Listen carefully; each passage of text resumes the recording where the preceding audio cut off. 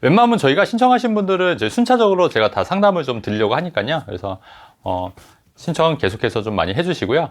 오늘 이제 이 상담 내용에 대해서 좀 간단히 좀 말씀을 드릴 건데, 일단은 이분 같은 경우에 약간 눈에 띄는 게 뭐냐면, 일단 연상이시더라고요, 와이프분이. 4살 터울이면 뭐 궁합도 안 본다고 하는데, 그래도 연상을 만나셔서 이제 잘 사시는 것 같고, 그리고 군포시 대암이동의 신축 아파트를 이제 실거주 중인데, 여기를 왜 샀냐고 해서 그 이제 내용을 쓰셨는데 왜 샀냐고 하면, 그 대암이동 이쪽에 대암이동 쪽에 이쪽으로 공용 개발이 되니까 아무래도 이쪽이 공용 개발이 되면은 여기 신축 아파트는 이쪽이더라고요. 요 대암이역을 사이에 두고 이렇게 아파트가 있는데, 여기가 공용 개발이 되면 이제 주변 환경이 좋아지니까 여기도 좀 더 오를 여지가 있지 않겠냐. 그래서 여기를 사셨다고 그렇게 이제 작성을 하셨습니다. 여기 내용이 넘지만. 네. 근데 이 부분에 대해서 제가 좀 말씀을 드리고 짚고 넘어갈 게 있는데, 일단은 이런 식으로 공용 개발이 되지 않았습니까? 근데 공용 개발이라는 건 뭐냐면, LH나 SH에서 이제 짓는 거예요. 그러다 보면 아무래도 분양가가 어떻게 되죠? 주변보다 낮을 수밖에 없어요. 주변보다. 그래서 여기가 일단 분양이 시작되면 아마 이게 올해 말인가 이제 시작이 된다고 하는데, 사전 청약이 시작한다고 하는데, 여기가 만약에 시작이 되면은 주변 아파트들이 가격이 오를 여지가 없는 거예요. 그래서 사실은 이것 때문에 여기를 샀다. 이거는 조금 좀 빨리 사셨다. 그러니까 오히려 이거를 이런 목적으로 사셨다고 하면은 여기가 분양을 하고 나서 어느 정도 가격이 좀 올라줬을 때 그때 사셨어야 되는 건데, 좀 미리 사셨기 때문에 여기 분양을 하게 되면 주변 가격이 오히려 여기가 주변 시세보다 낮게 형성이 되기 때문에 가격이 떨어질 여력이 많아요, 오히려 주변 아파트들은. 근데 이게 분양이 다 끝나고 또 완공이 되고 실제적으로 이제 완공까지 시간이 걸리고 완공이 됐을 때 여기가 좀 올라줄 때 그때 가격이 오르기 때문에 지금 산 거는 조금 잘못하신 거예요, 사실은. 네, 그래서 요건 좀 안타깝지만 어쨌든 그렇게 되는 거고, 그 다음에 여기가 지금 대암이 신축 아파트긴 한데 보니까 2동짜리더라고요. 2동. 2동의 세대수가 좀 작은 나홀로거든요. 근데 우리가 여러분 이런 부분도 좀 생각하셔야 되는 게, 내가 사는 집이 과연 몇 점인가를 좀 따져보셔야 돼요. 몇 점. 그러니까 무슨 말이냐면은 내가 갖고 있는 아파트가 5천만 원 오를 때 다른 게 1억, 2억이 올라버리면 이거는 내가 잘 샀다고 하는 게 아니잖아요. 그러니까 최소한 내가 평균 이상의 가격이 오르는 아파트인지 아니면 평균 이하의 아파트, 평균 정도의 가격이 오르지 않는 아파트인지를 따져봤을 때, 이 대암이동의 신축 아파트는 제가 봤을 때 한 55점 정도 되는 아파트예요. 그러니까 평균. 높지 않네요. 네, 높지 않아요. 그러니까 이런 아파트를 또 시기적으로 여기 공용 개발이 이제 아직 시작 안 했는데 먼저 샀다는 거는 좀 그러니까 타이밍상도 좀 굉장히 안 좋았다는 얘기예요. 그렇기 때문에 요거는 좀 아니고, 뒤에 설명해 있으면 뭐 빨리 매도 갈아타기 이런 부분에 대해서도 좀 더 구체적으로 좀 말씀드릴게요. 네. 일단은 가장 핵심이 이런 부분이기 때문에 좀 말씀을 드렸고, 자, 그래서 이분 같은 경우에 자산이 5억인데 순자산이 3억 4천이고 이제 대출 1억 6천에서 대출을 좀 받으셔서 이제 매수를 하신 것 같고요. 수입은 이제 맞벌이를 하시니까 800 정도 되시고 지출은 400이니까 뭐 굉장히 잘 하고 계세요. 그러니까 수입의 한 50% 정도를 지금 저축을 하고 계시다는 의미잖아요. 네, 그렇게 되고 현금 5천만 원과 주식 3천만 원을 갖고 계시고, 허용 가능한 원리금은 뭐 상관없다고 말씀하셨는데, 뭐 이 정도 수입 구조를 갖고 있기 때문에 뭐 충분히 뭐 대출 받으셔도 뭐 크게 문제는 없을 것 같고요. 그 다음에 보유는 한 채 21년 11월에 입주해서 등기는 아직 안 되는데, 이거는 뭐 좀 늦게 나오는 경우가 있습니다. 그래서 크게 뭐 걱정하실 건 아닌 것 같고요. 그 다음에 취득은 2021년 4월에 했고 이제 입주까지 해서 지금 살고 계신다. 예, 이런 내용입니다. 그래서 아까 말씀드렸듯이 두 가지. 먼저 공용 개발이 되고 나서 가격이 좀 더 다운될 수가 있다. 그 부분은 좀 감안하셔야 된다. 그래서 제가 볼 땐 차라리 여기를 그냥 전세로 사시면서 여기 청약을 노려보는 것도, 무주택이면 가능했었잖아요. 그래서 여기 청약을 일단 노려보는 것도 괜찮았을 것 같은데 아마 그 생각은 못 하셨을 것 같아요. 그래서 어쨌든 요거는 조금 아쉬운 부분이 있다. 자, 그래서 갈아타기냐 매도 전략이냐 봤을 때 해당 아파트를 보유할까요? 갈아타기 할까요? 했을 때 그렇다고 이 아파트를 지금 막 팔려고 하면은 또 손해를 보고 팔 수는 없지 않습니까? 그래서 가급적 또 실거주를 만족하고 있기 때문에 가급적 이제 사시는 건 맞는데 너무 큰 기대를 하지 마셔라. 제가 볼 때는 너무 큰 기대를 하지 마시고, 오히려 이거는 어떻게 해야 되냐면 실거주 2년을 채워야 되냐. 근데 만약에 혹시라도 이거는 실거주 2년 채우면 비과세가 되긴 하지만은, 만약에 내가 물건을 내놨는데 또 살 사람이 있을 수도 있거든요. 그러면 저는 처분하는 것도 맞다고 봐요. 그러니까 대신에 손해보지 않는 선에서, 그러니까 내가 산 가격 이상으로 만약에 내놨는데 혹시라도 살 사람이 있다. 그러면 처분하셔라. 그거는 굳이 실거주 2년을 채울 필요가 없는 게, 물론 이제 비과세가 있긴 하지만 그렇게 많이 오르진 않을 거다. 오히려 이거를 팔고 제가 말씀드렸듯이 뭐 60점 최소 70점 이상의 아파트를 갈아타시는 게 맞기 때문에 가급적 빨리 처분하고 빨리 갈아타시는 전략을 노린다고 하면은 파는 것도 나쁘지 않겠다, 이런 말씀 좀 드리고 싶어요. 자, 그리고 빨리 매도 갈아타기. 그래서 빨리 매도할 수 있으면 뭐 빨리 매도 후 갈아타는 것도 괜찮은데, 이왕이면 좀 더 높은 점수의 아파트로 갈아타시는 게 맞을 것 같고요. 그 다음에 추가 투자는 어떻게 말씀하셨잖아요. 자, 그래서 제가 말씀드린 게, 이게 실거주기 때문에 이거 실거주를 내가 만족을 하면서 또 투자할 수 있는 방법들이 있어요. 그러니까 지금 갖고 있는 게 현금이 5천이랑 주식 3천이면 8천 정도지 않습니까? 네. 근데 사실 이 8천이라는 돈이 추가로 부동산 투자할 수 있는 돈이 돼요. 그래서 이 돈을 가지고 주식을 이제 뭐 당장 뺄 수가 없다면 당장 갖고 있는 현금으로라도 5천에서 8천이면 충분히 다른 주택 집을 하나 더 살 수가 있거든요. 그러니까 제가 드리고 싶은 말씀 뭐냐면, 어쨌든 실거주를 만족했다고 하면은 이번에는 80점 이상이 되는 투자성 물건을 사는 거예요. 80점 이상이 되는. 제가 볼 때는 지금 여기 군포도 조정지역으로 묶여 있기 때문에 지금 조정지역에 만약에 한 채를 더 사면 2년 이내에 처분해야지만 이제 취득세나 이런 게 중과가 안 되거든요. 근데 여러분, 그 비조정지역은 한 채까지는 더 하더라도 취득세가 1에서 3%밖에 적용이 안 되는 거 아시죠? 그러니까 조정지역 한 채가 있더라도 비조정지역 한 채까지는 취득세가 그냥 일반 세율이에요. 그러니까 8%, 12%가 적용이 안 되기 때문에, 그렇기 때문에 추가로 비조정지역의 아파트를 하나를 더 산다고 하더라도 취득세는 8%, 12%가 중과가 안 되고 그냥 1에서 3%, 6억까지는 뭐 1%, 9억까지는 2%, 요 구간에 따라서 그 취득세 내시는 거기 때문에 가급적 비조정지역의 아파트를 한 채를 더 매입을 하시는데, 이거는 무조건 80점 이상의 투자 가치가 있는 걸 사시는 거다. 그래서 내가 이거를 사는으로 인해서 좀 그 가치 손해분에 있지 않습니까? 손해분을 다른 걸 사면서 이거를 좀 약간 만회를 한다는 개념으로 이해를 하셔야 되는 거예요. 그래서 지금 마침 현금도 있기 때문에 이런 비조정 지역에 취득세 1%, 왜냐면 6억 미만 1%니까 1%만 내서 할 수 있는 거를 찾으셔서 당장 투자를 하시는 것도 나쁘지 않겠다. 저는 개인적으로 그렇게 생각을 합니다. 자, 그래서 추가 투자는 그런 식으로 비조정 지역의 그 주택을 현금 갖고 있는 거로 뭐 전세를 끼고 사시거나 분양권을 사거나 이런 식으로 해서 추가로 하시는 것도 있고, 근데 1인 법인으로 지방 투자 하냐? 근데 굳이 지방 투자를 할 필요는 없어요. 왜냐면 개인이라 하더라도 한 채까지는 무조건 취득세가 1%만 적용이 되기 때문에 이거를 한 채까지는 더 하나 사고 나서 나머지 내가 뭐 두 채, 세 채, 네 채 이렇게 가겠다 그러면 뭐 법인으로 해서 투자하는 것도 나쁘지 않은데, 제가 볼 때 그 정도 여력은 안 되세요 지금.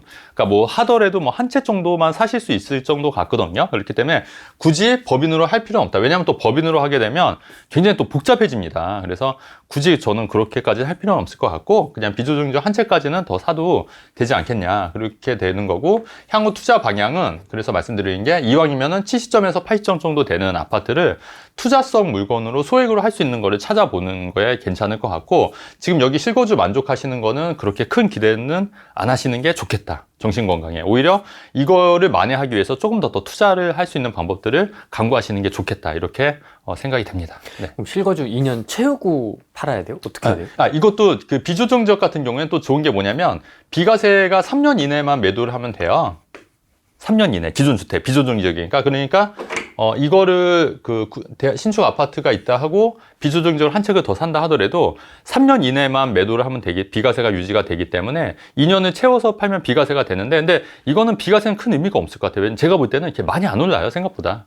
많이 오를 수 있는 아파트가 아니거든요. 그러니까 비과세로 팔아도 되고, 만약에 그냥 내가 이거를 빨리 처분해서 더 좋은 아파트로 갈아타겠다고 하면은 그냥 비과세 세금 좀 내더라도 팔고 갈아타는 것도, 꼭 2년을 꼭 채우지 않아도 팔지 않고 갈아타더라도 저는 나쁘지 않다고 보는 거예요. 근데 이제 어쨌든 비조정적 한 채를 더 산다 하더라도 3년 이내만 팔면은 비과세는 적용이 된다는 거, 그거는 이제 참고하시면 좋을 것 같아요.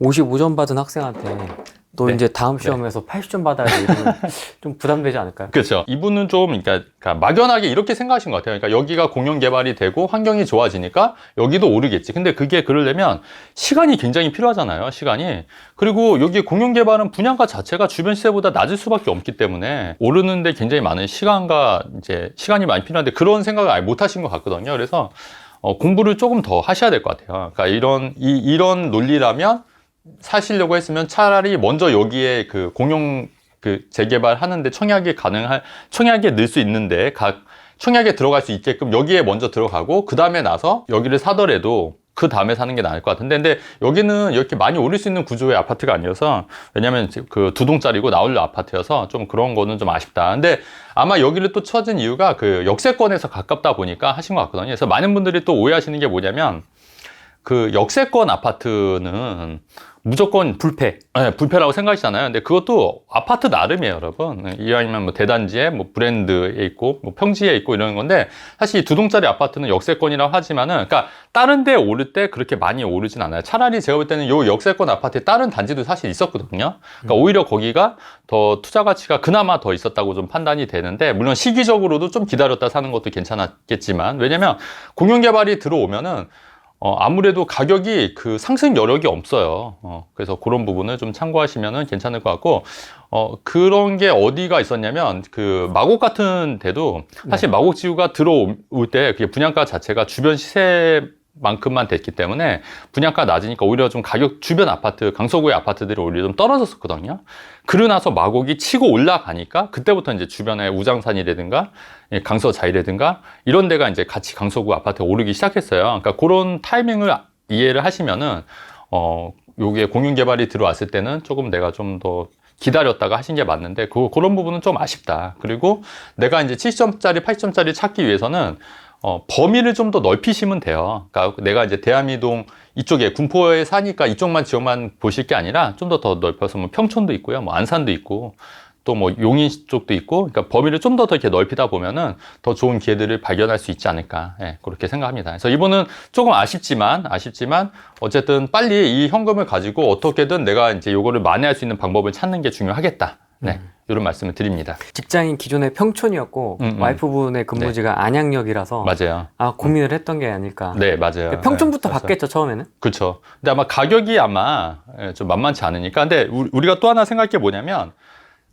금액이 안 되면요, 실거주와 투자를 분리를 하면 돼요. 그러니까 실거주는 내가 편한 데 살면 되고요, 남는 돈을 투자로 분리해서 하면 되는데, 우리가 이제 많은 분들이 생각하는 게 투자와 실거주를 같이 하려다 보니까 이렇게 좀 약간 이렇게 썩 좋은 선택을 못 하시는 거거든요. 그러니까 예를 들어서 내가 투자는 투자대로 간다고 하면은, 뭐 이쪽에서는 만약에 대암이동에 그 살기 편하다고 하면은 여기에는 그냥 전세나 월세 사시고 나머지 돈으로 투자하시는 것도 맞는 방법이었다는 얘기예요. 그래서 우리가 이 부분도 좀 같이 한번 고민을 해보시는 게 어떨까. 이게 만약에 팔릴 수 있으면, 근데 이게 그 제 가격에 그렇게 막 팔릴 거라고는 생각이 안 되거든요. 요즘 또 분위기도 안 좋기 때문에, 현실적으로. 근데 만약에 팔린다고 하면은 그냥 빨리 처분하고 그 돈 합쳐서 아까 얘기했듯이 뭐 실거주와 투자를 같이 만족하는 거를 해서 하나로 가든가, 아니면 투자와 실거주를 분리해서 따로 가든가, 요거는 저는 굉장히 괜찮다고 보는 거예요. 어쨌든 이 아파트는 가급적 빨리 처분하는 것도 저는 바람직하다고 보는 거예요. 그래서 굳이 2년을 기다릴 필요 없이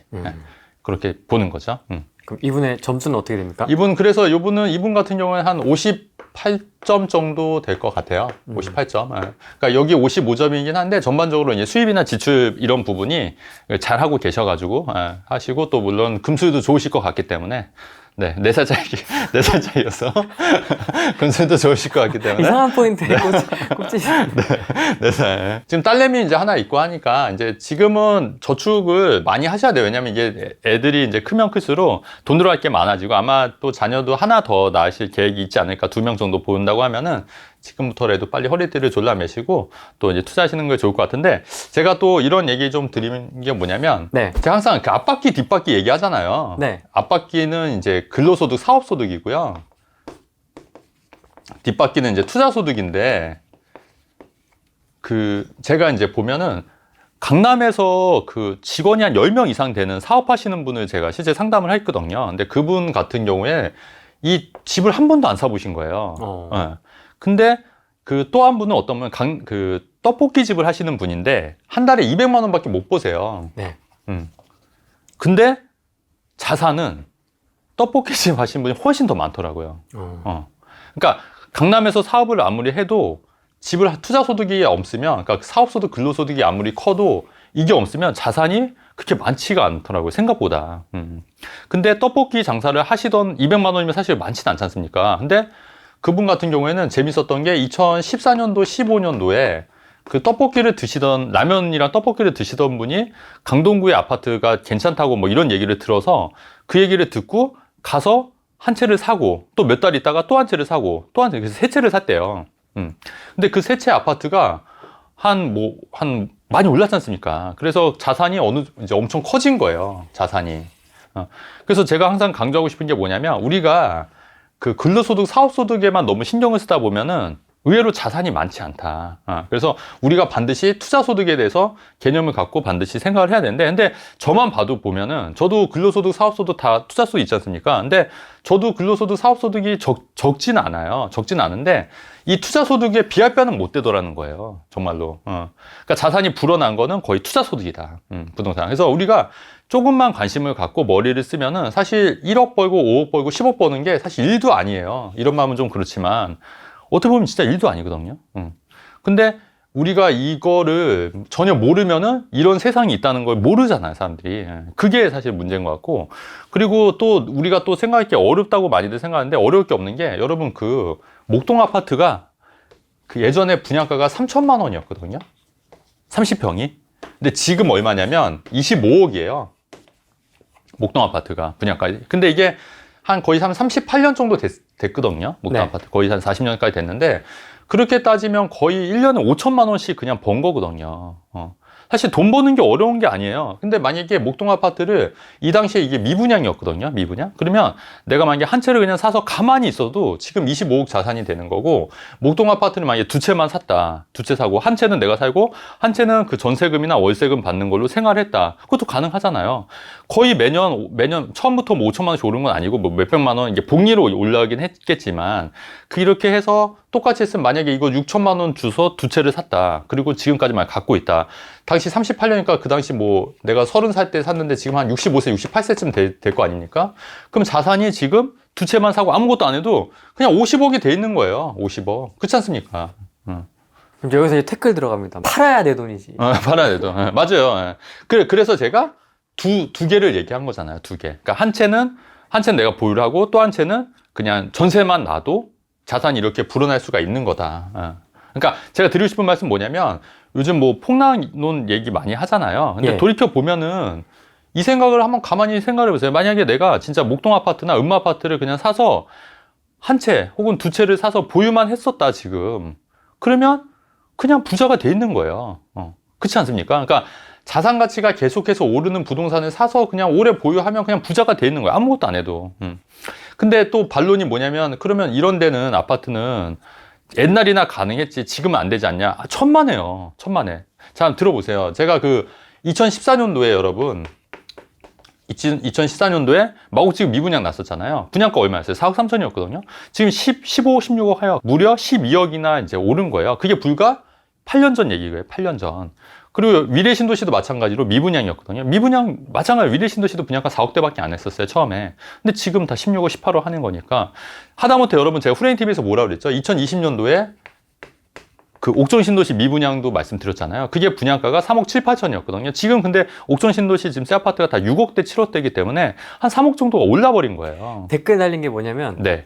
그 저희가 얘기했었잖아요. 네네. 지금 이제 양주 네네. 옥정도 계속 지금 이제 네네. 입주하고 있잖아요. 네네. 벌써 2년이 지났더라고요. 네네. 2년 보니까. 지났죠. 네. 즐겁게 입주를 하더라고요. 네네네. 그러니까 그때 만약에 미분양 잡으셨던 분들은 한 2, 3억, 최소 한 2, 3억은 번 거지 않았습니까? 근데 만약에 그거를 두 채를 샀다. 두 채 샀으면 지금 한 6억 정도 버는 거잖아요. 그러니까 제가 드리고 싶은 말씀은 뭐냐면, 이런 기회들이 분명히 예전에도 있고 과거에도 있고 지금도 있었다는 얘기예요. 그래서 그런 기회들만 우리가 잘 찾아서 투자를 하면, 뒷바퀴 투자를 하면은 부자 되는 게 절대 어려운 게 아니더라.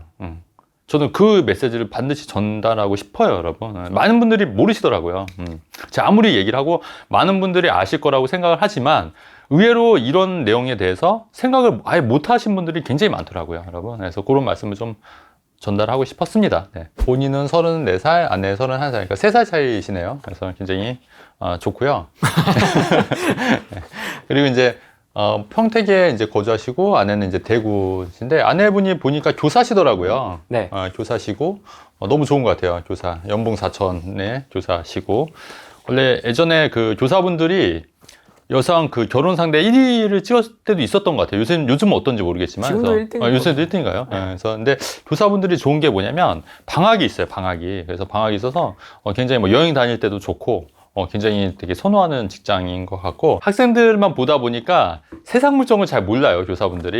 예, 그래서 잘 모르는데 이제 그거를 깨고 이제 저희 회원분들 중에서도 교사분들이 좀 있거든요. 근데 보면은 그거를 깨고 오신 분들은 되게 세상 물정이 밝은데 오히려 그러니까 이게 사람이 많이 알수록 고개를 숙이잖아요. 그러니까 잘 모르는 사람들은 오히려 자기가 되게 잘난 줄 알거든요. 근데 교사분들이 그래요. 그러니까 잘 모르시는 교사분들이. 그러니까 세상 물정을 잘 모르시는 분들은 본인이 똑똑하고 잘났다고 생각을 하고 또 학생들을 또 이제 가르치다 보니까 좀 약간 그런 게 있거든요. 그래서 이런 부분은 조금 물론 이제 이분은 충분히 이제 그 세상 물정을 잘 아시는 교사일 거라고 이제 생각을 합니다. 네, 자 그렇게 되고 이분 같은 경우 보니까 자산이 굉장히 많으세요. 나이에 비해서 그렇지 않습니까? 27억이면 그리고 이제 10억 8천이 이제 순자산이고 11억 2천이 이제 주택담보대출과 신용대출인데 여러분 이렇게 보면 이렇게 돈이 많으신 분들도 굉장히 많아요. 세상에는 그러니까 나이가 젊은데도 이렇게 많으신 분들 굉장히 또 많고 또 없는 분들도 많은데 또 많은 분들도 많이 있다는 거를 또 아셔야 될 것 같아요. 그래서 이런 상황을 보시고 근데 이분 같은 경우에 보니까 자영업을 하셔서 그런지 돈을 굉장히 많이 버시더라고요. 짱짱합니다. 네, 2억에서 3, 5천. 무슨 자영업을 하는지 모르겠어요. 그건 없더라고요. 없어요. 그래서 아마 그 핵심 노하우여서 아마 얘기를 안 하신 것 같긴 한데 좀 궁금하긴 합니다. 네. 자, 그래서 본인은 평택 지제역의 아파트를 2021년 3월에 샀으니까 7억 3천이니까 그렇게 많이 시세 차익은 많이 없는 편이에요. 그냥 현재도 이 정도 시세이기 때문에. 그리고 아내분은 이제 평택 고덕 아파트를 이제 2020년 샀는데 이거는 그래도 좀 싸게 사신 거죠. 좀 일찍 사신 거니까. 요거는 그래도 조금 이제 시세 차익이 조금 나셨을 것 같은데 그렇게 많지는 않았을 것 같고 또 최근에 좀 약간 가격대 좀 내려갔어요. 그래서 내려가서 그렇게 막 시세 차익이 많이 날 것 같지는 않다. 이렇게 되고 월 지출은 1,000만 원. 두 분이서 1,000만 원이면은 그래도 좀 럭셔리하게 사시는 편. 왜냐면 아기가 없는데도 한 1,000만 원 쓰기 때문에 럭셔리까지는 아니고 그냥 쓸 거 쓰면서 여행 다니면서 아마 사시는 분들인 것 같아요. 스트레스 받지 않고.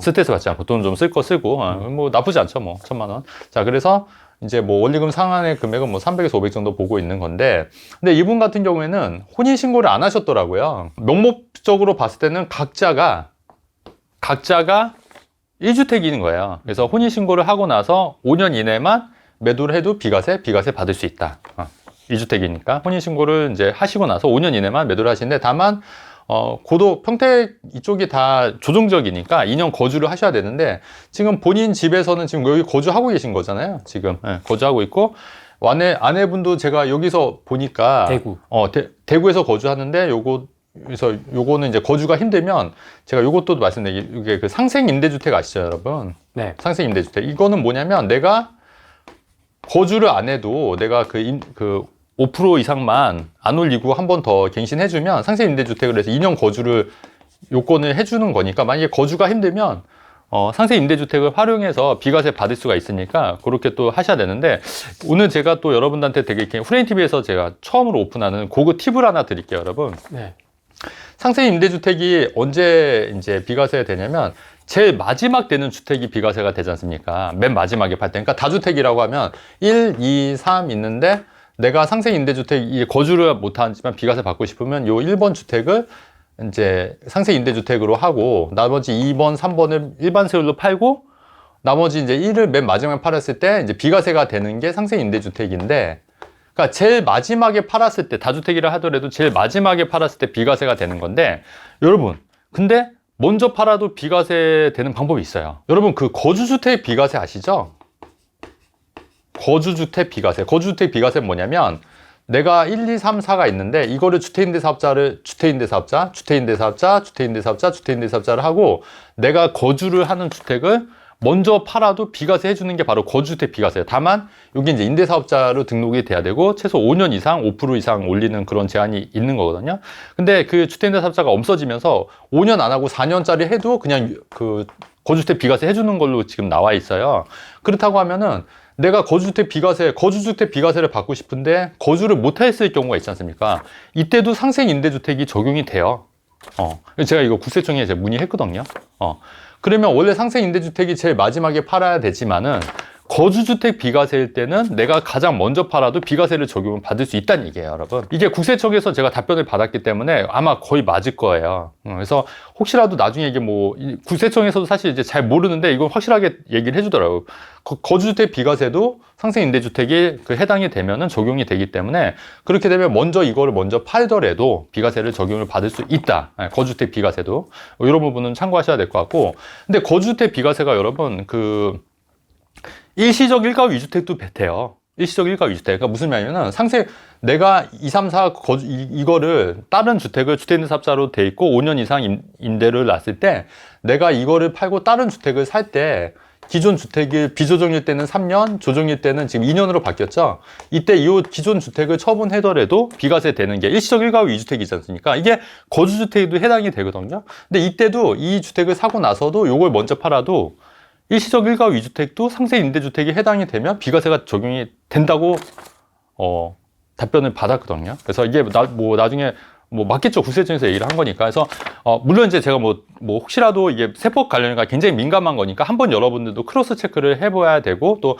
당단 세무사님한테 문의를 하셔서 하셔야겠지만 어쨌든 제가 드리신 말씀은 상생임대주택에 일시적 일가구 이주택도 적용이 되고요. 그 다음에 거주주택 비과세도 되기 때문에 이런 거를 잘 활용해서 전략을 잘 짜시면은 먼저 팔더라도 비과세 받을 수 있다. 이런 부분도 좀 같이 참고해서 공부하시면 좋을 것 같습니다. 자, 그래서 이분 같은 경우에는 상생임대주택을 활용해서 내가 거주를 안 하더라도 비과세를 할 수 있는데 이분 같은 경우는 굳이 다른 주택이 없기 때문에 무조건 비과세가 돼요. 혼인으로 인한 일시적 일가구 이주택 비과세가 적용이 되기 때문에 상생임대주택을 활용해서 이게 2024년 12월 말까지이기 때문에 그 안에 상생임대주택을 해서 비과세 받아서 각각 이제 처분하는 걸로 하면은 괜찮을 것 같다. 그런 말씀드리고 여러분 그 지제역이요.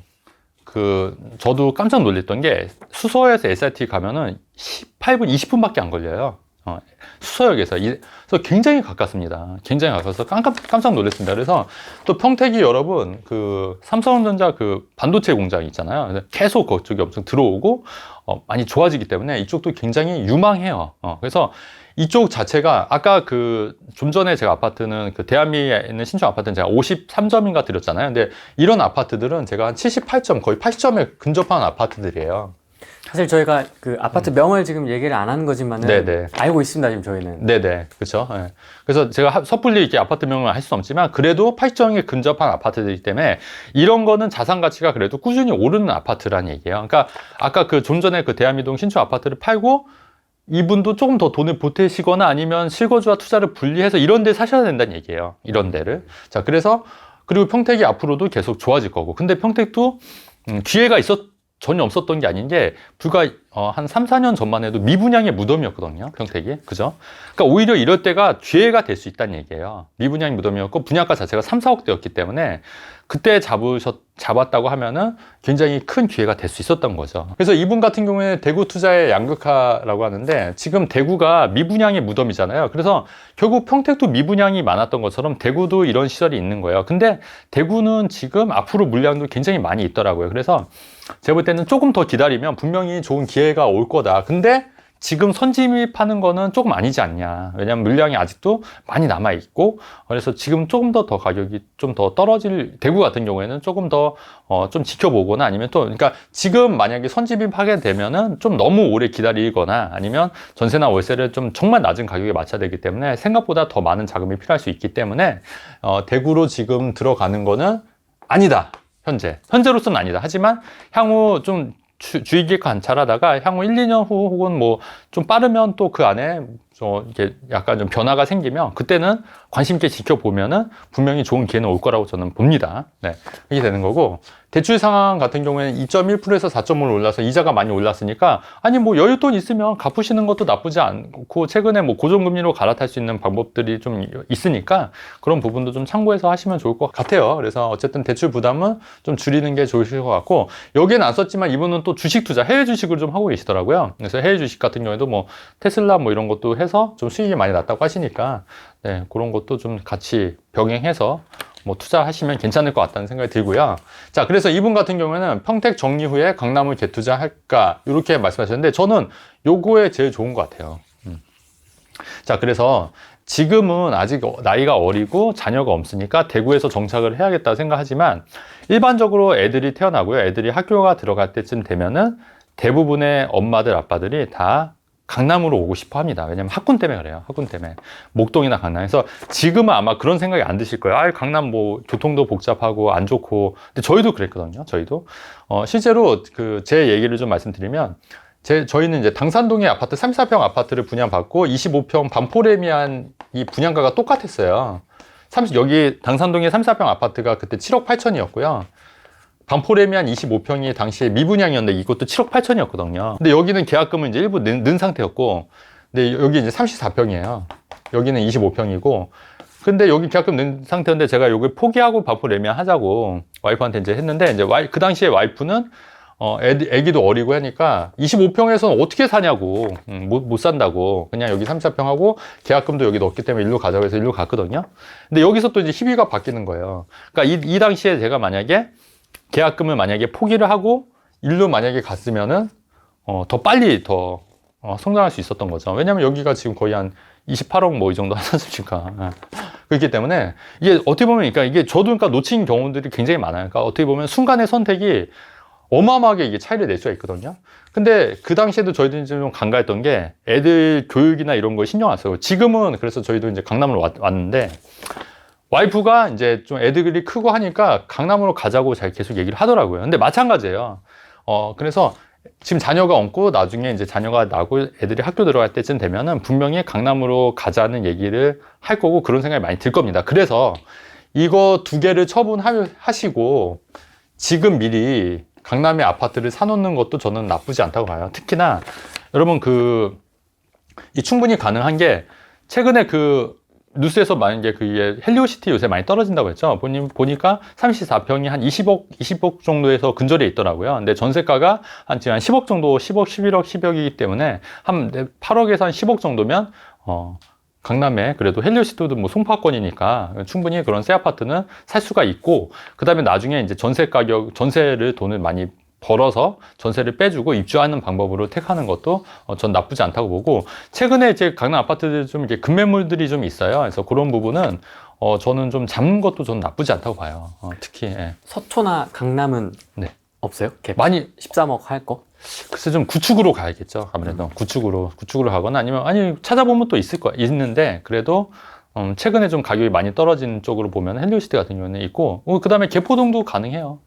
한 13억 정도면 충분히 13억에서 15억 정도면 충분히 가능하기 때문에 이런 거를 잘 찾아야 되고, 다만 대치동이나 삼성동 같은 게 이제 토지거래 허가구역으로 묶여 있어서 실입주를 해야 되거든요. 근데 그런 데를 빠진대. 그래서 도곡넥슬 같은 경우에는 도곡동은 또 그게 토지거래 허가로 안 묶여 있기 때문에 그래서 그런 데는 또 최근에 좀 많이 오른 경향이 있거든요. 근데 그 말은 뭐냐면 한편으로는 토지거래 허가구역이 저는 또 언제까지 지속된다고 보이지는 않거든요. 또 없어질 수가 있는데, 그러면 토지거래 허가로 묶여있던 지역들이 토지거래 허가구역이 해제가 됨으로써 이렇게 누르는 게 이제 갑자기 이제 나올 수 있는 거거든요. 그래서 그런 부분도 좀 투자 판단하시기에, 그러니까 그게 해제되는 시점에 이제 들어가는 것도 괜찮을 거라는 좀 생각이 들고요. 최근에 반포 같은 경우에도 계속 오르던 이유가 반포가 유일하게 입지가 굉장히 좋은 지역임에도 불구하고 토지거래 허가 지역이 아니었던 지역이에요. 그래서 반포가 또 최근에 좀 많이 올랐던 부분도 있다. 네, 이렇게 보시면 될 것 같고, 그래서 꼭 송파 헬리오시티가 아니더라도 아까 말씀하셨듯이 찾아보면 분명히 강남에 이제 갭 투자할 만한 지역들이 있으니까 미리 선투자하시고, 대신에 이거 두 개를 정리해야겠죠. 비과세 정리해서 선투자하고, 그 다음에 제가 볼 때는 충분히 자산도 많고 또 돈도 많이 벌고 계시거든요. 나중에 어떻게 될지 모르겠다고 좀 이렇게 하셨지만 충분히 또 현금 흐름도 앞바퀴도 잘 굴러갈 수 있을 거기 때문에 충분히 그렇게 강남에서 입성하는 것도 괜찮지 않을까, 그렇게 생각합니다. 앞바퀴 뒷바퀴가 이렇게 크신 분은 또 오랜만에 그렇죠. 예. 봅니다. 네, 그래서 부럽죠. 부럽고. 그 다음에 자영업, 왜냐면 또 젊으시니까, 그죠? 34살이면 굉장히 나이가 어리신 편이잖아요. 젊으신 편이고. 네, 그리고 자영업 어떤 거 하시는지 제가 궁금해서 나중에 좀 댓글도 달아주시면 안 될까요? 옛날이 아니라 옷 브랜드 중에 앞바퀴 자전거 큰 빈폴. 빈폴이군요. 빈폴. 네, 빈폴 브랜드 네. 그 모양이 갑자기 생각났습니다. 네. 사업을 저렇게 빈폴. 짱짱하게. 그러니까. 그리고 이분은 보면 앞바퀴 엄청 크네요. 엄청 커요. 뒷바퀴. 엄청 커요. 엄청 그렇다고 크고. 뒷바퀴가 작냐? 그것도 아니에요. 그렇죠. 이제 앞으로 이걸 이제 불려가는 이제 스타일인 거죠. 네, 뒷바퀴도 만만치 않게 그렇죠. 큽니다. 앞으로 이제 더 크시게. 네, 순자산이 15.8억인데 뭐. 그러니까. 네. 그러니까 만약에 자수성가 하셨으면은 정말 대단하신 거고요. 정말 대단하시죠. 근데 의외로 또 이렇게 보면 저도 상담하면 깜짝깜짝 놀란 경우도 굉장히 많아요. 그러니까 의외로 돈이 많으신 분들도 많고 또 자수성가 하신 분들도 많고 또 날고 계신 분들도 많기 때문에 우리가 또 모르면 진짜 제가 보니까 알면 알수록 이렇게 고개가 숙여지는데 모르면 자기가 굉장히 잘난 줄 알아요, 여러분. 그렇기 때문에 본인이 지금 이 방송을 보시고 본인이 잘났다고 생각하시면은 나는 잘난 게 아니다. 잘난 게 아니다. 그렇게 생각을 하셔야 됩니다. 그게 정상인 겁니다, 여러분. 네. 어떻게 생기신 분인지 궁금해요, 갑자기. 그러니까 다 가졌어. 모든 걸 다 가졌어. 그러게. 여자분 그죠? 그 교사인 아내도 그죠? 네. 그러니까 뭐 소득- 한번 같이 초대 한번 하면 안 될까요? 이렇게? 자산도 짱짱하고 소득도 짱짱하고. 네, 초대 한번 해서 이렇게 또 한번 그 방송에서 혹시 이렇게 출연 가능하시면 같이 이렇게 다이다이로 다이다이랑 1대1로 이렇게 상담해주고 이렇게 방송 나오고 하는 것도 재밌을 것 같아요. 우리 팀도 같이 앉아서. 네, 그것도 그런 한번 것도. 나중에 신청서를 하면 받아보겠습니다. 근데 자기 얼굴을 이제 좀 이제 얼굴을 내보여야 되니까. 네. 뭐 그래도 상관없다고 하시면. 그런 분들은 제가 그 선물로 제가 건물주 마법 이렇게 하나씩 드리는 걸로 어쨌든 이렇게 하시면 되고, 아까 요 상생 임대주택을 한번 그 비과세 되는 거, 아까 그 거주주택 비과세나 일시적 일가 이주택도 해당이 되니까 이런 부분도 참고해서 보시면 좋을 것 같습니다. 저 같은 입장에는 솔직히 85점, 90점짜리를 찾아요. 그러니까 그런 측면에서 봤을 땐 평택 아파트도 이미 많이 오른 거예요. 이미 많이 오른 건데, 지금 78점으로 따지자고 하면은 평택도 그렇게 나쁘진 않다는 얘기인데, 근데 제 입장에서는 90점, 95점짜리 아파트를 찾아야 되기 때문에 그런 측면에 봤을 때는 지금 들어가는 거, 그러니까 투자로 제가 들어가진 않는다. 하지만 실거주를 만족하고 78점 정도에 만족한다 하면은 나쁘지 않다는 얘기예요. 이해되시죠? 네. 90점짜리 아파트는 어떤 거냐면, 그러니까 이런 거예요. 그러니까 그 예전에, 그러니까 2018년도, 19년도에 김포 아파트가 88점, 90점 됐던 거예요. 사람들은 몰랐지만. 90점인지 몰랐는데요. 그죠, 몰랐지. 모르죠. 그러니까 저만 아는 거죠. 저만.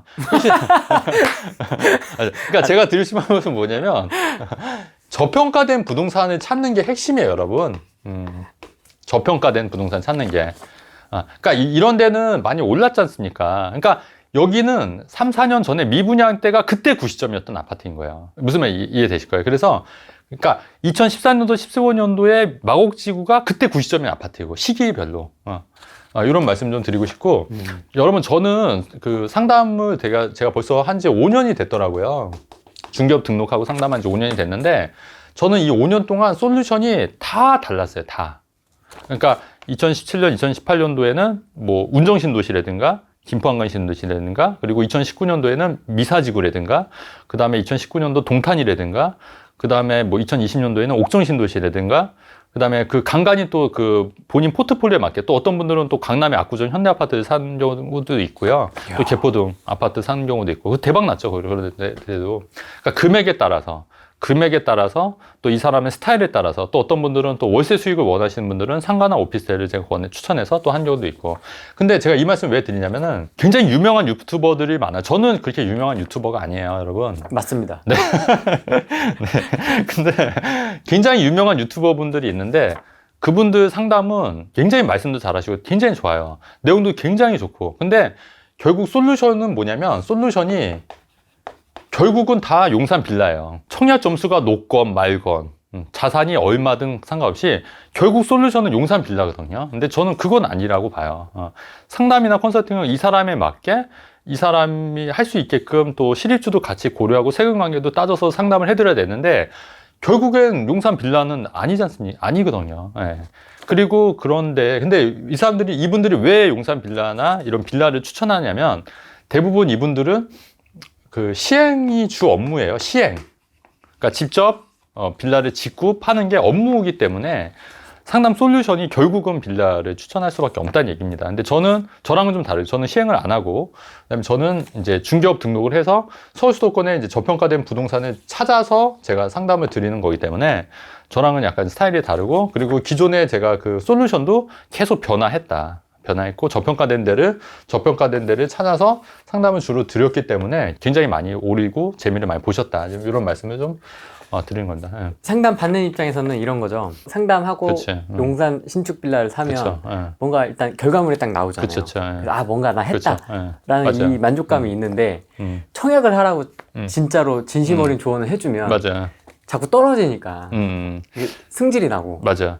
그러니까 이런 경우가 있었어요. 맞아요. 좋은 말씀인데, 제가 이제 가점이 그때 60점이 68점인가 이렇게 되신 분이 저한테 이제 상담을 의뢰했는데, 사실 68점이면 높은 거죠. 굉장히 높은 거죠. 예, 거의 60점.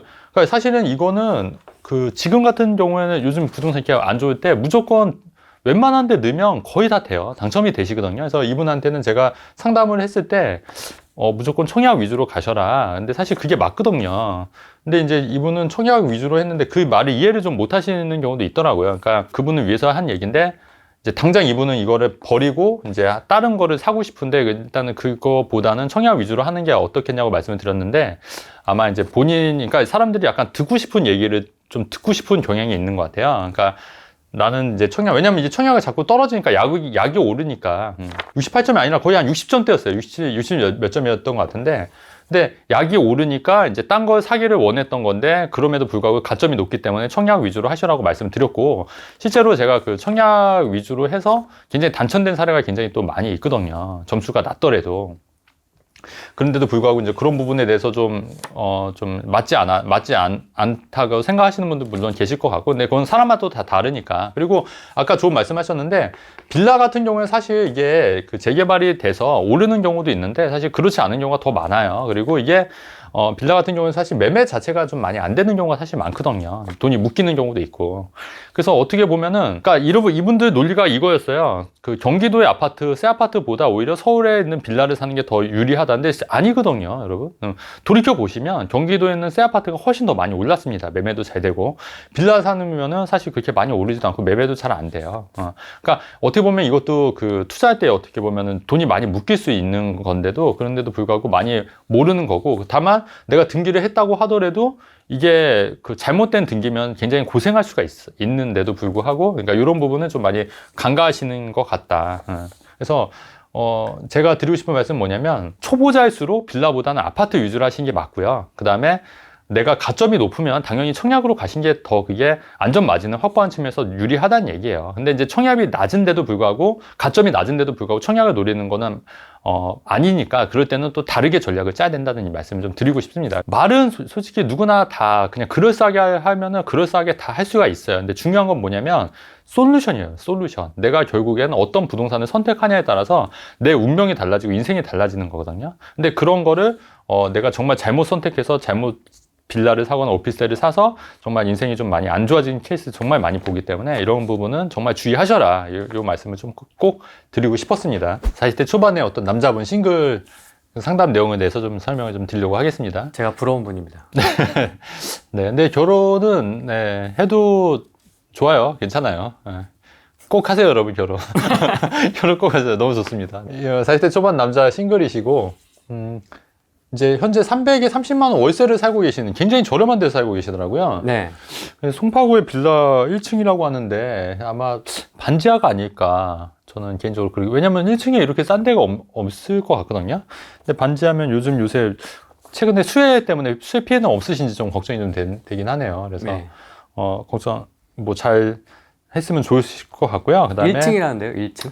1층인데 거의 약간 반쪽 좀 있지 않을까요? 약간 완전 1층은 아니고 살짝 이렇게 좀 102호인지 B01호인지 네. 잘 모르겠지만은 네, 좀 어쨌든 낫지 않을까 싶기도 한데, 어쨌든 굉장히 저렴한 게 있습니다. 아마 아니면 혹시 주택임대사업자, 집주인이 이제 주택임대사업자에서 이제 많이 못 올리는 이제 그런, 일부러 이제 그런 데만 찾아서 또 이제 세입자로 들어가려고 하시는 분들이 계시더라고요. 주택임대사업자 물건을. 네, 그런 것도 좀 참고해서 보시면 좋을 것 같고, 자산이 4억 3천인데 순자산이 2억이고 부채가 2억 3천이에요. 그래서 서울 송파구 나홀로 아파트 도시형 생활주택을 2017년도에 구입을 했는데 2억 3,500에 구입했는데 2억 5천이니까 뭐 그렇게 많이 오른 게 아니죠. 또 취득세 감안하면은 사실 이렇게 크게 오른 게 아니다. 2017년이 벌써 5년이지 않습니까? 그래서 요거는 사실 기회비용 측면에서 굉장히 마이너스인 거예요. 그러니까 이거는 어떻게 보면 50점도 안 되고 한 40점 정도? 40점도 안 되고 30점 정도? 좀 이렇게 점수 매기는 거에 대해서 너무 좀, 그러니까 재미로 하는 거니까 너무 오해 없으시면 좋으실 것 같고, 한 25점에서 25점? 그러니까 이거는 정말 잘못한 것 같아요. 왜냐면 사실은, 많이 오른 게 아니잖아요. 벌써 2017년도였으면 사실은 그때 뭐 어떤 아파트를 사더라도 한 몇 억씩은 올랐을 시기지 않습니까? 벌써 5년이니까. 근데 이 정도는 사실 아니다. 그 다음에 이건 좀 잘못하신 것 같고, 그 다음에 인천 계양구의 이망역 초역세권 원룸 아파트도 이제 2021년 4월에 사서 1억 1천에 샀는데 1억 4천이니까 이것도 그렇게 많이 오른 건 아니지만 그래도 요거보다는 좀 낫다. 그래서 요것도 한 40점 정도 뭐 이렇게 점수를 매긴다고 하면 이렇게 되는 거고. 네. 예, 이분 같은 경우는 또 그 동탄 지산에 소형 창고를 3개나 갖고 계시더라고요. 그래서, 이게 좀 눈에 들어오더라고요. 예, 그래서 1억 6,500만 원에서 월세를 1650. 1,650만 원이군요. 네. 1,650만 원에서 월세를 10만 원인데, 근데 이렇게 따지면 수익률이 보세요. 120만 원이니까 120 나누기 1,600 하면은 얼마야? 한 6% 되나요? 그것도 안 될 것 같은데. 수익률이 이렇게 높지는 않는 거예요. 저 550짜리 3개잖아요. 네. 550만 원. 30만 원인가요? 하나는 실거주고, 아. 아니, 실사용이고. 실사용이고. 네, 그러니까 1,100만 원으로 나눠야 될 것 같아요. 1,100만 원. 그러면은 그래도 한 10% 되네요. 거의 대략. 10%면 그래도 뭐 나쁘진 않은데, 근데 창고는 좀 약간 모르겠어요. 어떻게 요새 창고 투자하신 분도 있다고 하고 또 이게 가격이 오르는 경우도 있는데, 이거는 제가 해보진 않아서 모르겠지만 그래도 뭐 어쨌든 하고 계시고. 자, 그래서 이분 같은 경우에는 월급이 350만 원에 이제 월세가 이제 95만 원이신 거고, 그리고 150만 원, 이게 월세 30만 원, 나머지 이게 소비이신 거죠? 월세 30만 원 플러스 나머지 그래서 150만 원 이제 쏟는 거고, 그래서 원리금 상환 금액은 250만 원인데, 월세와 배당 전략으로 해서 뭐 15년 후에 은퇴하셔서 월 300을 500으로 만들겠다 이렇게 얘기를 하셨는데, 제가 이분은 전체적으로 말씀드리면 제가 이런 말씀 좀 드리면 좀 그런데 40점이에요, 40점. 40점. 왜요? 잘하고 계신 거 아니에요? 아니에요. 배당주 차곡차곡 모아놔. 아니에요. 왜냐면 이분 같은 경우에는, 그러니까 우리가 쉽게 좀 생각해 보냐면 임대 수익을 좀 초점을 맞추려다 보니까 매매 차익을 좀 같이 보셔야 되지 않습니까? 근데 이분 같은 경우에는 너무 임대 수익 쪽으로만 초점을 맞춘 거예요. 투자 포커스가. 근데 이분 같은 경우는 이미 직장이 있으시고, 그 다음에 은퇴가 15년 후인데 벌써부터 임대 수익에 너무 이게 포커스를 맞추려다 보니까, 임대 수익에만 너무 포커스를 맞추려다 보니까 정작 중요한 매매 차익을 완전히 놓치신 거예요. 근데 우리가 중요한 게 볼 게 뭐냐면, 임대 수익도 물론 중요해요. 저도 항상 강조하는 게 임대 수익인 거 맞잖아요. 근데 직장이 있고 안정적인 소득이 있고 또 은퇴 시기가 있으면 이거보다는 매매 차익을 노릴 수 있는 방법을 찾아야 돼요. 지금 40대 초반이신데 지금 자산이 2억밖에 안 돼, 순자산이 2억밖에 안 된다는 거는 그렇게 많지가 않으신 거거든요. 최소 이 정도 되려면, 그리고 투자를 이 정도 벌써 2017년도부터 하셨으면 제가 볼 땐 최소 자산, 순자산이 10억 정도는 되거든요, 사실은. 근데 그런 거에 비해서, 그러니까 기회비용을 너무 많이 놓치신 거예요, 기회비용을. 그렇기 때문에 이거는 좀 아니다. 그리고 지금도 마인드를 바꾸셔야 돼요. 지금 이런 거 하실 때가 아니에요. 월세 10만 원 받는 이게 중요한 게 아니에요, 여러분. 아니에요. 이분 같은 경우에. 이거 당장 빨리 파시고, 빨리 처리해서 빨리 매매 차익을 올릴 수 있는, 효율을 올릴 수 있는 그런 부동산에 투자를 해야지, 임대 수익 지금 이걸 만족하시면 절대 안 되시는 겁니다. 네. 그래서 요거는 좀 그렇게 포커스를 좀 잘못 잡고 계시다. 그래서 이 말씀 좀 드리고 싶고요. 그리고 지금 뭐 혼자 사시는 건 좋아요. 혼자 사시는 건 좋은데, 근데 은퇴를 만약에 이렇게 가실 거면 은퇴를 빨리 하셔야죠. 뭐 한 5년 안에 하겠다. 그래서 그냥 나는 그냥 좀 소소하게 살겠다 이러면 모르겠는데, 은퇴는 15년 후 보시면서 충분히 돈을 벌 수 있고 대출을 받을 수 있는 여력이, 왜냐면 직장을 다니면 또 대출이 나오지 않습니까? 근데 그 안에 매매 차익을 올릴 수 있는 거를 하셔야지, 왜 임대 수익 쪽만 너무 포커스를 해서 이런 기회비용을 놓치냐는 게 이제 제가 핵심 메시지입니다. 그래서 그건 좀 아닌 것 같다. 그래서 월세와 배당 전략을 통해서 하는 것도 이것도 좀 아니다. 지금 볼 때 아니다. 그래서 이분은 빨리 정리하셔서 이제 매매 차익을 노릴 수 있는 걸로 하시는 게 좋을 것 같다. 그래서 제가 볼 때는 진짜 이분 좀 이제 한숨이 나오세요? 그냥 저는 다 처분했으면 좋겠어. 다 싹 그냥. 일단 리셋. 리셋. 일단. 다 처분하고 그냥 다시 새롭게 시작했으면 좋겠어요. 저랑 같이 다 처분하고 그냥 손해 보던 말던 그냥 다. 왜냐면 갖고 있는 의미가 없어요. 이게. 왜냐면 아까 전에 말씀드렸듯이 자산 가치가 오를 때 어느 정도 따라가 주는 게 있어야 되잖아요. 근데 이건 자산 가치가 오히려 더 감소하는 자산들이에요. 다. 그렇기 때문에 이거는 갖고 있는 의미가 없는 거예요. 그래서 지금 분위기에서는 A, B도 매도 안 되지. 안 될 것 매도 안 같아요. 돼요. 예. 그러니까 쉽지 않을 것 같아요. 아니면 현금을 좀 더 마련해서 투자를 또 새롭게 해야 되는 거예요. 새롭게 소액으로. 이거는 이제 내두더라고요. 왜냐면 안 팔리니까. 그래서 새롭게 소액으로 할 수 있는 거를 찾아서 이제 이거보다는 더 가치가 오를 수 있는 거를 투자를 해야 되죠. 그래서 이분은 너무 임대 수익에만 초점을 맞춰 있었어요. 그러니까 사람이 이게 마인드가 되게 중요한 게 뭐에 하나 꽂히면 딱 그 생각밖에 못 하는 것 같아요, 사람들이. 저도 그럴 때 있는데, 뭐에 하나 꽂히면 이 주변을 못 봐요. 크게. 그러니까 요거 하나만 꽂히면 그런 분들이 계속 있거든요. 그런 분들은 자꾸 외부에서 이렇게 깨줘야 되거든요.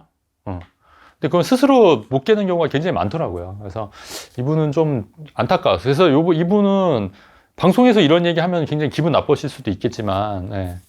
기분 나쁘려나?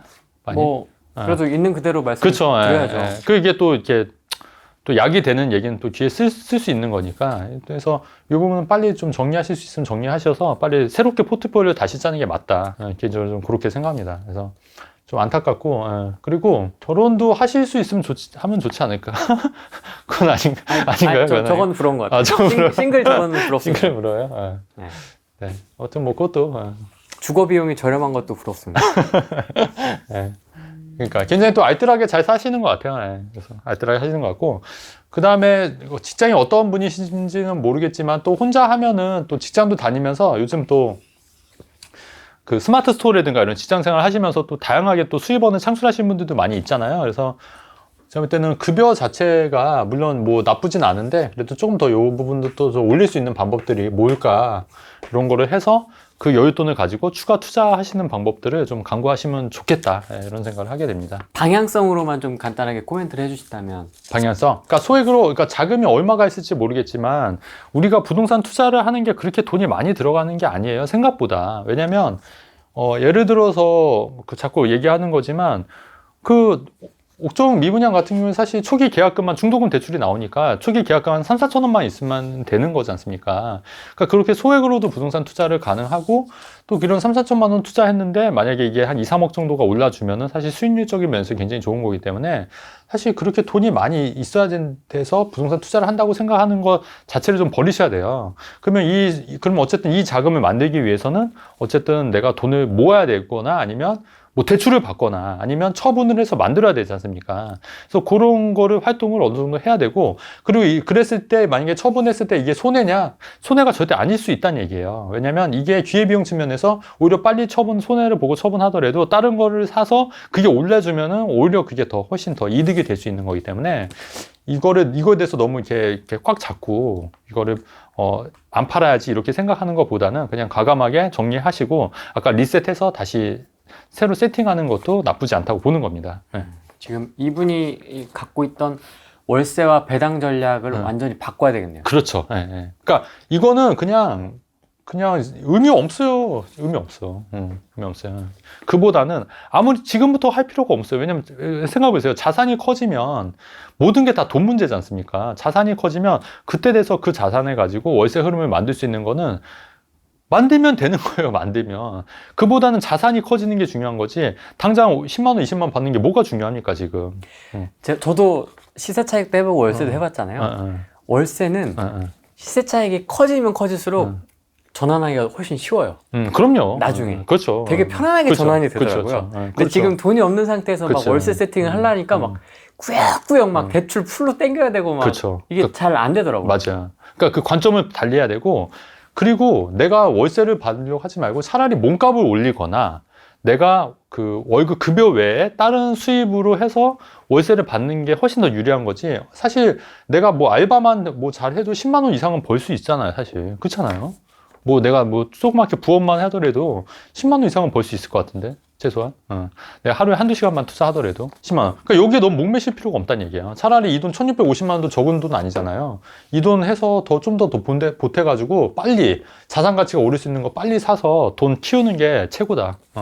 전 그렇게 봅니다. 저는 좀 궁금한 게, 여러분들이 그러면 이렇게 좀 반문하실 거예요. 아이, 그러면 너는 맨날 이렇게 40점, 50점 매기는데 그럼 너는 뭘 이렇게 잘하냐 이렇게 생각하실 것 같잖아요. 그래서 그러면 90점짜리는 도대체 뭐냐? 아 이거 안 궁금해요? 그렇잖아요. 90점짜리는 도대체 뭐냐? 99점짜리는 뭐냐? 그래서 제가 사례를 하나 좀 말씀을 드리려고 해요. 네. 사례를 재밌게 한번 들어보시면 좋을 것 같아요. 사례를. 네. 이건 실제 상담 사례인데 그 한 2년 전에 저한테 이제 오셨던 분이 이제 부동산 투자 한 번도 안 해보신 거야. 안 했는데 현금만 6억을 들고 있어요. 현금만 6억. 그러니까 순전히 저축으로만. 저축으로만. 그래서 근데 이분 같은 경우에는 이 6억을 가지고 그냥 아파트 하나 사면 어떨까 이렇게 했는데 그거는 좀 효율이 좀 떨어지죠. 물론 그것도 나쁘지 않은데 효율이 떨어진다고 제가 판단을 해서 좀 이분은 좀 이렇게 쪼개서 제가 좀 사기를 권해를 했는데 제가 그거를 좀 설명을 드릴게요. 한번 여러분이 평가해 보세요. 이건 몇 점짜리인가. 자, 그래서 제가 어떻게 했냐면 그래서 일단은 그 당시 2020년도니까 2020년도에는 옥정의 미분양이 있었죠. 그래서 일단은 옥정의 미분양의 큰 평수를 잡았어요. 그래서 그게 분양가가 4억이었거든요. 이 미분양이었으니까 4억이 좀 안 됐는데 4억이었으니까 계약금만 있으면 됐죠. 4천만 원만 있으면 됐어요. 아파트도 까주세요. 아파트? 그 대성 베르일이라고 그게 큰 평수가 있어요. 43평대 그 큰 평수. 이제 다 나가고 아마 그게 제일 마지막이었던 거예요. 큰 평수 43평대에서 분양가가 한 4억 얼마여서 대성 베르일을 잡았습니다. 그래서 제가 말씀드려서 잡았어요. 맨 마지막에. 그래서 4천만 원 정도 들어간 거예요. 그리고 나서 근데 여러분 2020년도에는 분양권은 주택수에 포함이 돼야 안 돼. 안 되지 않습니까? 2021년부터 그 양도세 때 주택수에 포함이 되기 때문에 그래서 나서 바로 2020년도에 그 미분양 아파트 하나 잡고 바로 김포의 아파트를 전세 끼고 매입을 했어요. 김포의 아파트를 그 마산동의 동일 스위트라는 아파트를 그때 한 피가 한 5천 정도 붙어 있을 때니까 한 4억대 샀는데 전세가 뭐 한 3억에 났으니까 한 1억 주고 산 거예요. 김포의 아파트를. 그렇게 사고 그러면 이렇게 두 채가 됐잖아요. 두 채가 됐는데 이거는 김포가 당시에 이게 비조정 지역이었어요. 비조정 지역. 비조정 지역이었으니까 여기 거주 안 하고 2년 보유만 해도 비과세 되는 거예요. 그리고 나서 여기가 입주가 되면은 이제 비조정 지역이니까 3년 이내만 매도를 해도 비과세가 되는 거예요.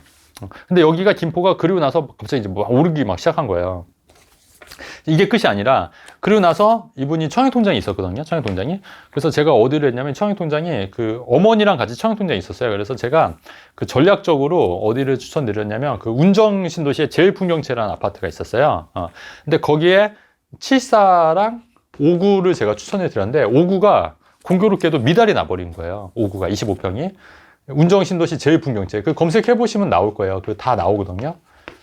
그래서 요거를 했는데 이게 보니까 이게 완공이 그 올해 말이에요. 2022년 12월에 완공이고 근데 운정신도시 제일풍경채가 완공이 2024년 이것도 2025년 1월인가 거의 2년 텀이에요.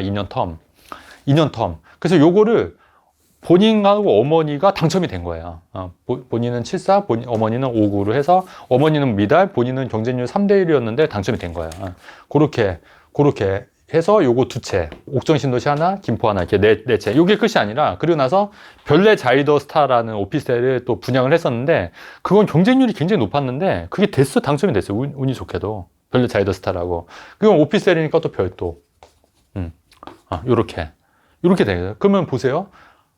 운정신도시 어머니 거랑 본인 거에서 두 개, 옥정 하나, 김포 하나, 둘, 셋, 넷, 다섯 개를 산 거예요. 6억으로.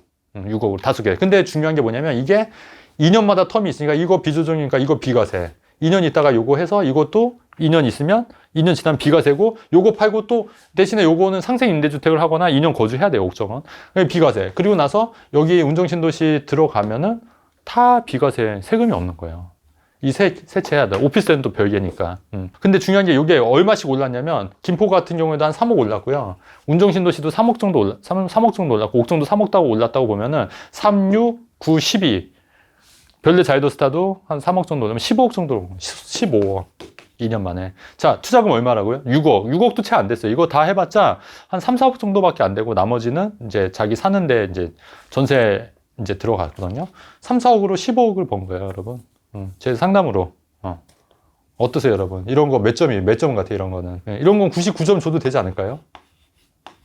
아닌가요? 근데 이분은 또 투자금의 자체가 좀 많았던 것도 있고, 왜냐면 투자금 자체가 많았기 때문에 또 이렇게 여러 개를 나눠서 할 수 있었던 것도 있고, 어쨌든, 맞아요. 운도 있고, 또 전략을 또 잘 짜서 이제 굉장히 성공한 케이스다. 그래서 이런 경우에는 이제 9점이 가능하지 않겠냐. 이제 제가 이제 항상 이제 강조하는 게 뭐냐면, 제가 이제 추천을 드릴 때, 저는 그런 생각을 하거든요. 그러니까, 나라면 투자하냐, 내가 만약에 똑같은 경우를 하면 내가 추천하면서 내가 투자 안 하면 안 되지 않냐. 근데 저도 하는 거예요, 추천은. 추천하는 지역들은 저도 투자를 할 만한 지역들을 추천드린 거고, 그래서 저도 실제로 투자를 해요. 실제로. 그래서 그러다 보니까 저도 엄청 많아졌어요, 갑자기. 하나씩 하다 보니까. 같이 하다 보니까. 개수가. 그러다 많아진 거예요. 그리고 이게 투자를 안 할 수가 없는 게, 왜냐면 제가 상담을 하다 보니까, 왜 이게 칼날처럼 계속 이게 갈고 닦아야 되거든요. 근데 내가 투자를 안 하면 이게 정체가 되더라고요. 그래서 어쩔 수 없이 저도 투자를 할 수밖에 없는 거예요. 그래서 저도 요번에 올해 연말에 의정부 롯데캐슬이 곧 완공이 돼요. 의정부 롯데캐슬 골드포레. 그거 저도 지금 하나 갖고 있거든요. 그래서 완공이 됐는데, 의정부도 제가 말씀드렸어요. 의정도, 양주, 옥정도 괜찮은 GTS C라든가 해서 굉장히 유망할 거라고 말씀드렸지 않습니까? 근데 실제로 의정부도 많이 괜찮았던 지역이고, 그러니까 저는 되게 좋은 게 뭐냐면, 상담을 하면서도 저도 같이 투자를 하고, 또 저도 발굴해서 투자를 하고 있기 때문에 그런 게 굉장히 또 도움이 되는 것 같아요. 제가 이거 말씀을 드린 이유가, 이런 케이스들이 굉장히 많아요. 잘된 케이스들이. 그래서 이 정도 해야지 그래도 자산이 많이 불어나는 거잖아요. 그리고 이게 3억, 하나에 3억이 아니라 제가 볼 때는 한 3, 4억 정도 충분히 시간이 가면 갈수록 더 가치가 많이 오르기 때문에 요 매도 계획만 잘 세우고 하면은 금방 자산이 6억에서 10억이 더 벌었으면 한 20억, 40억, 30억, 40억 되고 하는 거는 사실은 또 일도 아니란 얘기예요. 그래서 일도 아니란 얘기예요. 그래서 제가 항상 앞바퀴, 뒷바퀴 얘기하는 부분도 그런 부분이에요. 사실 이렇게 뭐 15억을 사실은 사업으로 만약에 장사하시거나 사업하시는 분들한테 하다못해 진짜 한 3억을 벌려고 해보세요. 사업하시는 분들한테 3억. 정말 힘들거든요. 정말 힘들어요. 근데 부동산 투자 머리만 잘 쓰고 내가 정말 잘 이해하고만 있으면 또 운때가 좀 맞아주면은 사실 돈 버는 게 그렇게 어렵지 않다. 제가 자꾸 그 말씀을 드리는 겁니다.